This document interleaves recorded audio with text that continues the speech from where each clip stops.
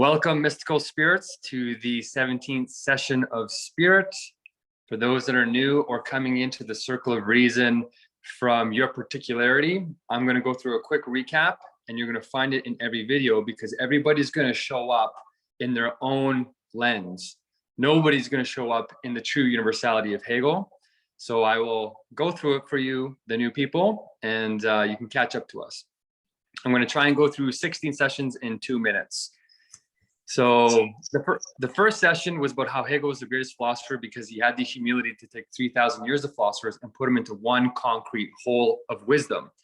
Session 2 was about for 200 years, nobody understood that because of one-sidedness. 3 was once you understand it, it empowers your spirit to change the world. 4 is about getting beyond the stereotypes of Hegel as a totalitarian, a sexist, a racist. It's only the first negation, and then there's a modern second negation. The 5th session was about starting Hegel at his own beginning and grasping the circle of reason. The 6th was about how genuine philosophy is the sublation of religion, not the abstract negation because of a universal logic. 7th was about putting this universal logic into analytical form and winning the Nobel Peace Prize because it is peace.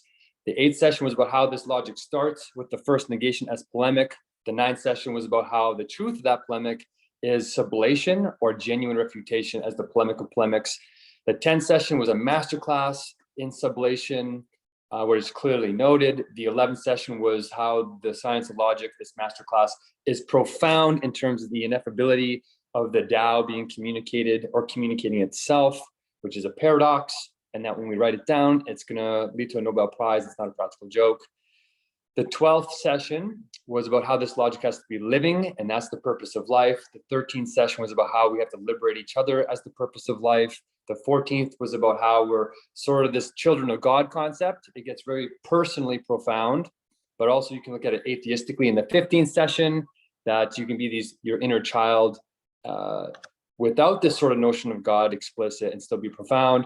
The 16th session, the last session, was about how our gurus are just repeating the science of logic, but not in its explicit form like Hegel has done it. They live it. They live it, and they try and talk about it in sensuous form. This leads us to today's session. So the 17th session of Spirit, where SOS speculatively stands for Session of Spirit, but also Save Our Souls, because right now in the world, we've seen a lot of tension because of the pandemic and also climate change. And we want to do something about that by increasing the level of wisdom in the world, and Hegel gives us that wisdom. The title today is, Can Philosophy Be Mystical Truly and Still Be Scientific? The one summary paragraph goes like this. What is mysticism? Like religion, is not philosophy beyond such superstitious modes? The answer is paradoxically yes and no. Perhaps this is already a mystical answer full of contradiction, ambiguity, and mystery. But if the actual is rational and the rational is actual, as Hegel claims, how is it that there can be mystery? The answer is simple. Mystery is only the cunning of reason beyond the compass of understanding. Only genuine reason can grasp the mystery without losing the life of the mystery. The fixity of the understanding no longer kills the mystery, but is a continual transcendence of our understanding through the speculative vitality of true concrete reason. Genuine philosophy is mysticism without the ungrounded superstition of the irrational. It's a superstition of reason as the speculative nature of reality. We're saying a lot there, so let's get into it with the notes. Part 3 now is where we're going to unfold that paragraph. And I'm starting off with something a little bit controversial. What we're trying to do here is sublate a contradiction between science and mystics. And this first sentence is my attempt to grasp both of them in their ideality. I'm saying our mystics, our sorcerers, our witches, our magicians, our wizards, our angels, whatever term you want to use for the supernatural on earth, they will be some of our best logicians because they are the living universality, just like Hegel's logic is the living universals. So what he wrote in the science of logic is sort of this God's mind thinking itself, or atheistically, as just pure thought thinking itself. And these people that consider themselves mystics they are grasping this science of logic in a different kind of form. They're living the logic, it's inside of them. So when they try and explicate it, it's coming out in a living form, which is what Hegel's trying to preserve. He's saying that what he's done that's different from Aristotle and all the other great logicians of the past, the great philosophers, is he's just given life back to logic. And then the application of that logic, that living logic, is what wisdom is to the rest of life. So these mystics are feeling that life, and that's why they're repelled by modern logic. Actually, almost everybody is, except for a very small subset of humans that have brains that have this living logic inside of them in a way where they can read it in explicit.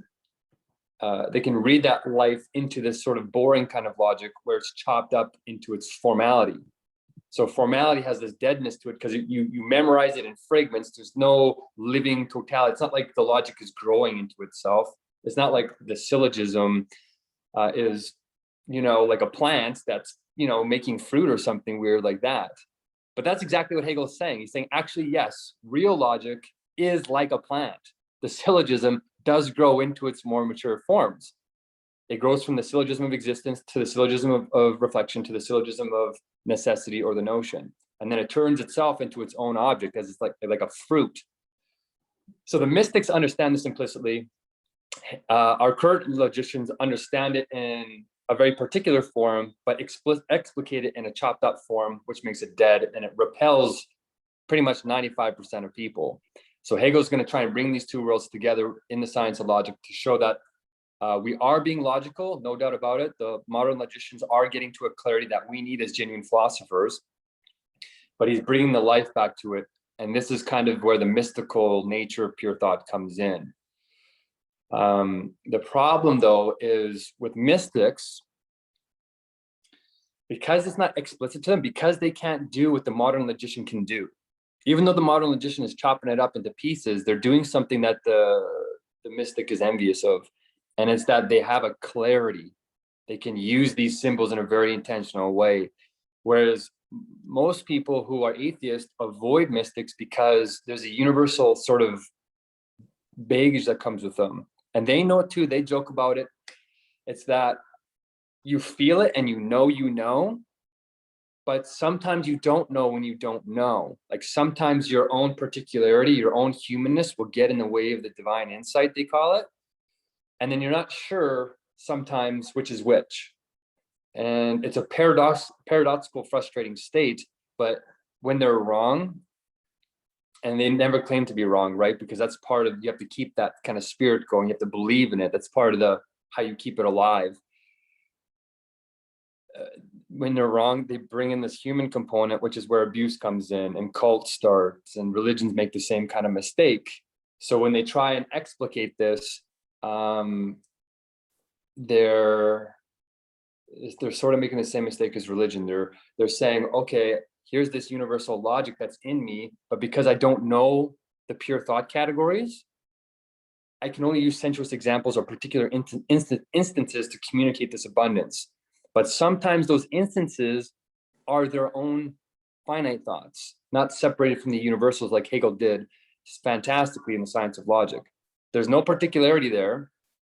Well, there is, it's Hegel's kind of version, right? So there's that overriding particularity. But in terms of the words themselves, there's no like trees, there's no light, there's no nothing. It's just like the categories themselves, like pure something, thinking it's other, into determination, into becoming. Like these are just pure universal words. And they're in everything in the world. They're in every particular instance or object we can see with our eyes, hear with our hearing, touch with our hands, taste with our mouth. And mystics sort of get that confused sometimes. And that's why they say, well, that's not a real mystic then, because there's different ranges. But the truth is, it's kind of scary sometimes, because if they're wrong, then it leads to a sort of oppression that's frustrating.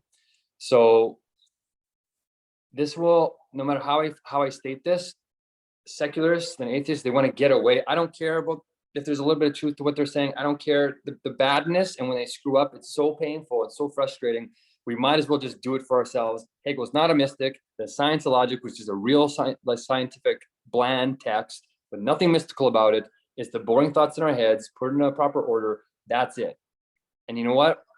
We're going to build on that. No gods, no angels, no nothing. But Hegel's not that simple. So here's a direct paragraph from his logic where he's saying that it is mystical directly. So speculative truth, which we now know from the first 16 sessions, means this paradoxical nature of thought itself, not in our heads, but in the actual world. It's permutating itself speculatively in these unities of contradiction. So speculative truth, it may also be noted, means very much the same as what, in special connection with religious experience and doctrines, used to be called mysticism. Right there, he says it. So speculative thought is how genuine philosophers think, and that's what Hegel's philosophy is about.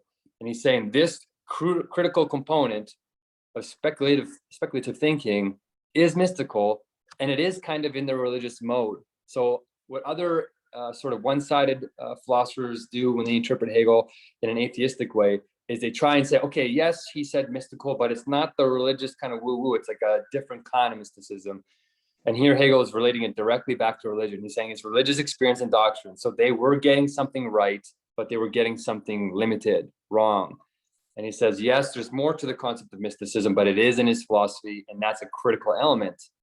But it's true. It is a scientific version of mysticism. It's not this superstition only, where we bring in our human elements. So what does this kind of mysticism, the scientific mysticism, look like? Well, Hegel has a weird term to describe it overall. And he kind of says it is this cunning of reason. And a lot of philosophers have been wondering what this term means, the cunning of reason. Reason's pretty clear cut, you know what I mean? It's not supposed to be this kind of weird dynamic. It's logic, it's reason. And it's not this beyond. It's not talking about something that these mystics are talking about, where it's like, oh, some kind of fractal thing in the hyperverse. And he says this here in the next paragraph. I underlined it for you, where he says, empty and other world stuff, philosophy has nothing to do. Okay, so he's verifying what the atheists and the secularists want to believe, which is that we can know the universe, no gods that are, we have to be, pulling our strings. Hegel is saying that. He's definitely saying that, but he's also saying it's mystical in this cunning of reason. So there's a boring way to look at it, and that's that he's just talking about objectivity. Okay, that there's objective truth in the world, and we don't know it. Okay, so there's a quote here I put with the objectively taken side, where he says, reason is as cunning as it is powerful. Cunning may be said to lie in the immediate action, which, while it permits the objects to follow their own bent and act upon one another till they waste away, and does not itself directly interfere in the process, is nevertheless only working out its own aims. So I'd love to comment for you that you can look at in your own time, but you can interpret this just to say that there's universal laws, there's laws in the universe like gravity and whatever else we have in physics, and we're just following those laws in a sort of determined way. It's the universe is working out its own laws, right? It's just determinism. So you can interpret it that way. But of course, Hegel does something bizarre, and he does this two-sidedness. So that's the first side. Well, what's the second side? Well, here's where I talk about the subjective. So in this quote, Hegel is talking about these passions and these agents of history. This is coming from his philosophy of history. He says, this may be called the cunning of reason, that it sets the passions to work for itself, while that which develops its existence through such impulsion pays the penalty and suffers loss. What the heck is he talking about here? This is going to get weird. This is where the mystical stuff kind of comes in. But it's almost like he's talking about some kind of other thinking being that's standing behind history and like pulling the strings. It's like he's saying the opposite of the first one-sidedness. And he's saying that the people themselves in history, not just inanimate objects, the people themselves, their passions are this thing, this cunning of reason for itself. It's doing this for its own purpose. Like it has a purpose, like a human being has a purpose. We only do things when there's a purpose to them. And you can do things when there's no purpose, but then we feel meaningless. There's something missing. So we would prefer to do something with a purpose. So it's meaningful and interesting for ourselves. And then he's saying that these little agents of history, are being like sort of puppet stringed by this cunning of reason, and they're the ones that pay the loss. They're the ones that fight the wars. They're the ones that do all this like work to actualize the cunning of reason, to bring these universals into explicit knowing.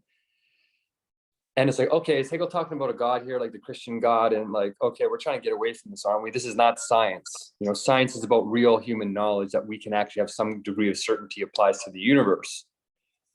And the truth is that it's speculative, it's both.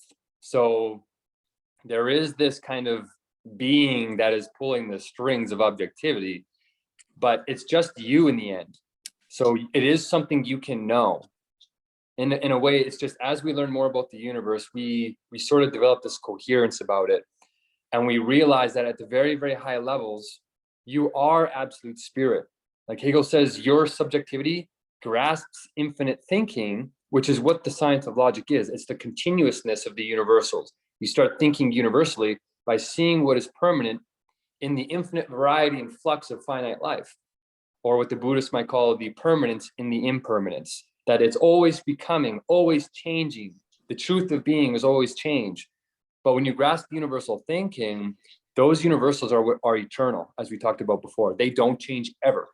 So if you start seeing the world in their living form where they connect to each other, anything that comes at you, what other philosophers call, one damn thing after another, you see something unchanging. And that's sort of this science logic, what absolute spirit grasps.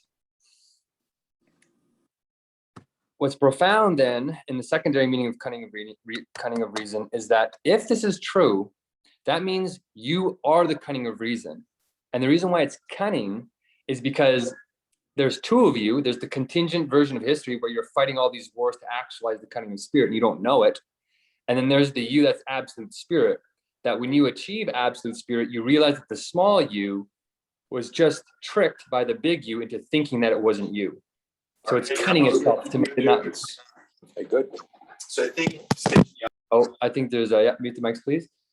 So, I mean, that's why it's cunning, is because you do know everything. Absolute spirit, at the end of the Encyclopedia of the Philosophical Sciences, Hegel says that you do get this all-knowing state.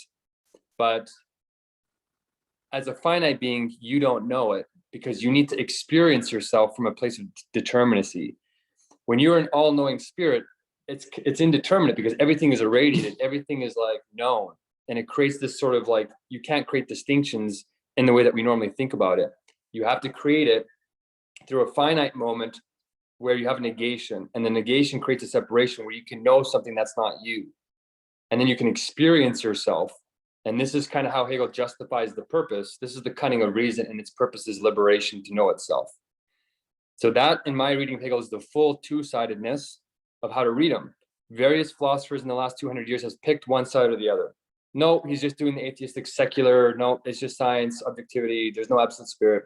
And you get the mystics on the other side, which go way too far. And they say, no, there's this other world, which is totally mysterious and you'll never know it. And it's infinite. And you can only get it through your feeling. And reason is an illusion. It's always going to be mystical and a mystery. And the truth is that it's a mystery and you can know it. It just depends on how you progress as a reasonable finite being to the truth of who you are. And this is when you talk about the gurus like Jesus and Buddha and the Hindus and Krishna, they were starting to grasp the universals, the science of logic in the infinite flux that had them start to realize that they were this universal sort of thinking. So I hope I did a good job sublating those two, that he's doing both of them. But it's the order in the circle of reason where they happen that he's trying to talk about here in terms of the objective and the subjective. Now, when we get to mystical alignment, I mean, when we get to like, what's the practical explanatory power of this? If it's really a science, it should really correspond to the world. And it does. Empiricism is a necessary moment to Hegel, just like it was to Aristotle. People think that Aristotle was the antithesis to Plato and this mystical realm of forms that Plato also said we could never know. So Plato was making the same mistake as the ancient mystics, but he was profound that he knew it was there. And he knew that the universals could be grasped in a particular way, but he didn't realize that when you take the pure thoughts and the particulars and the instances in our ordinary lives, and you see the commonality in them, those are the universals that you can fill out the realm of forms with. The mysticalness becomes determinate instead of indeterminate. you can know it. But it wasn't until Aristotle that Aristotle clarified the process of how that happens, how we sort of transmute the particulars of our experience, the imperfect forms, the imperfect thoughts, into the sort of perfect ones. But Aristotle didn't fully systematize it. He didn't connect the universals to themselves. He did it in kind of big fragments, but he didn't connect the fragments together. So this is what Hegel came and did. He took the greatest of Plato, Aristotle, Socrates, all these guys, and he made the science of logic. Absolutely mind-bending, simultaneously atheistic, secular, but also mystical, religious, spiritual. When we apply this to what the mystic is experiencing, we can understand what they mean when they talk about alignment. So when you go into these New Age communities, which we've already talked about religion, right? We've already dealt with what religion was about. Mysticalism is a little more, it's more blurred because it's kind of blurring what religion was saying with sort of modern science. And I put a couple of links below to sort of explicate this, what it looks like in a movie. But almost universally, all of them talk about some kind of alignment, mystical alignment. What is this all about? Well, knowledge and reality are linked together. Pure thought and pure being, ontology and epistemology in proper philosophical terms, they are in a dialectic themselves, Hegel says, and they actually are different. They're distinguished in the first negation, right? The first negation creates difference and separation, but they're also the same. They're in a speculative unity. They're the same but different, and they move into each other. And at their extremes, they literally turn into each other. So when mystics are talking about alignment, this is kind of what they're getting at. They're saying as your knowledge grows, your true knowledge of the universality of the universe grows, your predictive capacities of the universe also grows. And this is what modern science is also doing. It's just saying, wow, as we learn the universals through empiricism, we grasp the laws of nature. And the laws of nature allow us to predict other states of nature.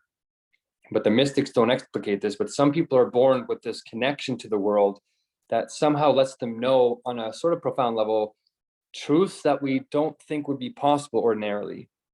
And it's pseudoscience, it looks like parascience and stuff like this, but we're starting to realize that there is quantum entanglement in the world, that this infinite interconnectedness is actually happening, and human beings are getting real experiences of this, but there's also a lot of fraud, there's a lot of delusion. And so we want to separate the two. What is the real sort of mystical alignment with science, and what is the actual particularities of human experience and the superstitions? And so alignment is how miracles happen to mystical people. And in a way, what we're doing in modern science today is a miracle to people 100 years ago, 200 years ago. They would never be able to understand the reasoning of where we got to, right? Like an iPhone is a god, basically. We take it for granted because our knowledge is at the level of the understanding, right? But people whose understanding is below the level of modern science, the reasoning we have today, the universals, it's mystical to them. It's mysterious. It works, but they don't know why it works or how it works. It's the miracle to contact somebody around the world on these little devices. So this is basically all that Hegel is saying, is that the world really is like this. And when you grasp knowledge universally, the true science of logic, your predictive capacities kind of attain this infinity to them, this eternity to them, which does become a little mystical. And you can create miracles if you really can transcend your epoch's time of science and see the universals that have yet to be discovered. So for instance, this happened in the past with old mystics, where they could predict when harvests were going to happen, or if there was a god was saying a storm was coming, so it's angry, and they could make these prophetic statements.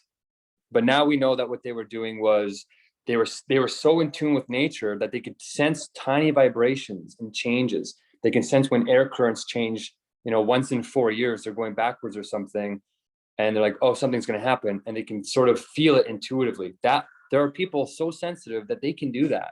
There's people that can see in 4 primary colors, whereas we normally think you can only see in 3. A very small portion of our population can see in 4 primary colors, which I think allows them to see like something like 14 million more colors than normal people can.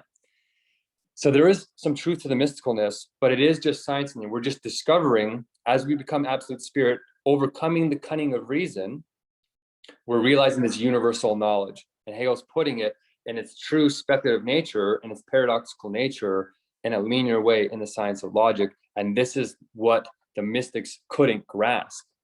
This is the gift that Hegel is giving to us.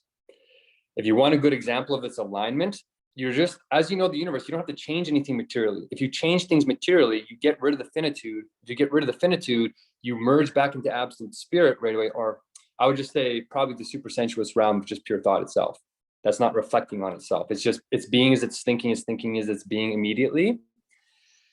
If you get rid of finitude, you end up there, and it creates this ungrounded state, what we call psychosis. You lose touch with reality. You need the finitude to experience things in a determinate way.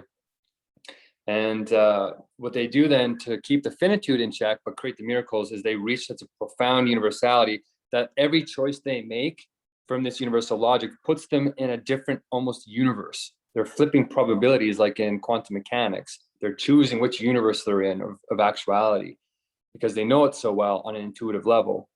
And then they can do things that people don't understand with science yet, but they will understand it in the future.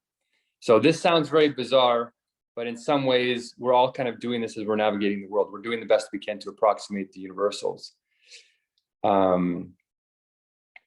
We only have a couple of minutes left, but I guess I won't get into the poppycock stuff a little too much, but I do want to cover how, what is the point of this alignment? What's the point of this explicitness?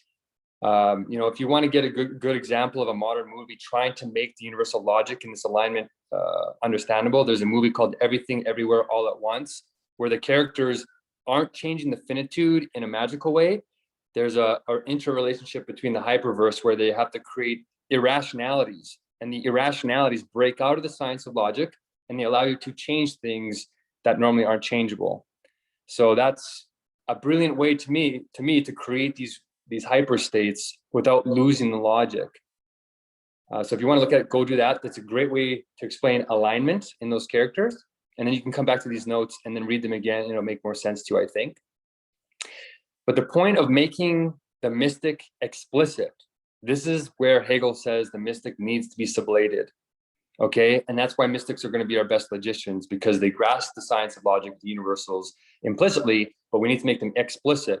When you make them explicit, this is what the scientists love today. This is what the atheists love. This is what the secularists love. We can know stuff, and you don't have to trick me anymore. I don't have to believe your superstitions. I don't have to fall into your cults. I don't have to do any of that stuff. And Hegel says the same thing. He says we need a way to distinguish what's implicit from explicit, so that we can self-determine. Self-determination, bringing spirit from in you explicitly outside as reason, rational thinking that you can know. That's the purpose of the cunning of reason. That's the purpose, is just making spirit explicit to itself in a knowable way, not just intuitive. Intuition is the start and it's critical, but you're supposed to develop it. So in point number 4 here, Hegel gives a couple of examples of spiritual mystical phenomena, and he explains them in terms of the logic. And he says the problem with all of them is not that they exist. He accepts that astrology exists. He accepts that catalepsy exists. He accepts that clairvoyance and animal magnetism and hypnosis, it exists. He accepts the mother's intuition as psychic. He accepts that it exists. All these things, he's not going to throw the baby out with the bathwater. But he's saying the problem with them all is they're just starting points. So astrology was the early sensuous human beings trying to grasp the universals of the whole universe in their growing infinite totality in the science of logic. But they're trying to take the inner world and match it with the outer world. Remember, what's actual is rational. It means that the inner and the outer are in alignment, they're cohering.